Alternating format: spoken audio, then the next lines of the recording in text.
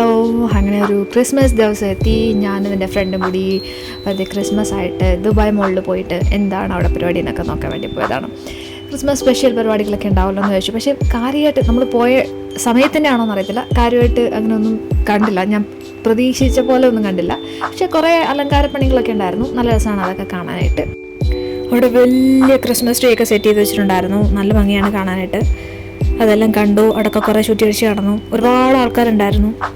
എല്ലാം കണ്ടു തിരിച്ചു പോയിരുന്നു. ഈ ക്രിസ്മസിന് ശേഷം എൻ്റെ ലൈഫിലെ അടുത്തൊരു ലെവൽ ചേഞ്ച് ആയിരുന്നു. ഇതൊരു കൊറോണ സീസൺ ആയിരുന്നു. ദുബായ് മൊത്തം ചുറ്റി നടന്നിട്ടും അധികം കൊറോണ പനികളോ ഒന്നും പിടിക്കാണ്ട് ഒരുവിധം രക്ഷപ്പെട്ടു പോയിക്കൊണ്ടിരുന്നതാണ്. പക്ഷെ ഞാൻ എൻ്റെ റൂമിൽ നിന്ന് തന്നെ എൻ്റെ സുഹൃത്തിൻ്റെ അടുത്ത് നിന്ന് തന്നെ എനിക്ക് കൊറോണ പിടിച്ചു. അങ്ങനെ അതുമായി.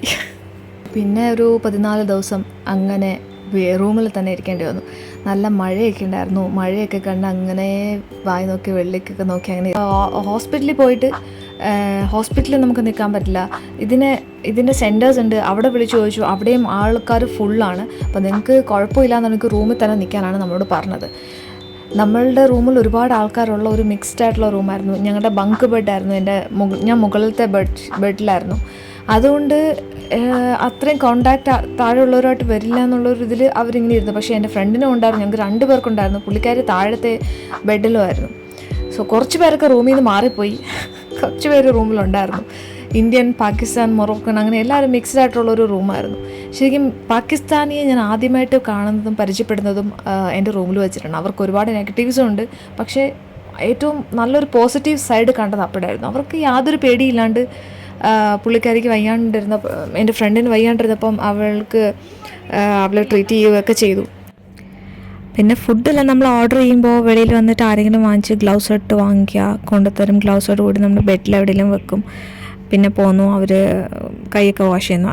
അങ്ങനത്തെ ഒരു രീതിയായിരുന്നു. ഒരു പ്രത്യേക ജീവിതമായിരുന്നു.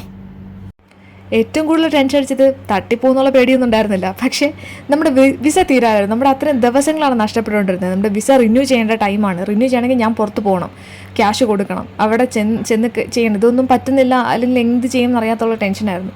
ഇന്ന് ഭാഗ്യത്തിന് എൻ്റെ കൂടെ കൊറോണ ആയിരുന്ന ആളുടെ ഫ്രണ്ട് ഉണ്ടായിരുന്നു. ഫ്രണ്ട് വഴി നമ്മളത് റിന്യൂ ചെയ്തെടുത്തു. അതൊരു വലിയ കാര്യമായിരുന്നു. റിന്യൂ ചെയ്ത് കഴിഞ്ഞപ്പോൾ ഒരു ആശ്വാസമായി. വീണ്ടും ഒരു 2 മാസം കൂടി നമുക്ക് കിട്ടുമല്ലോ.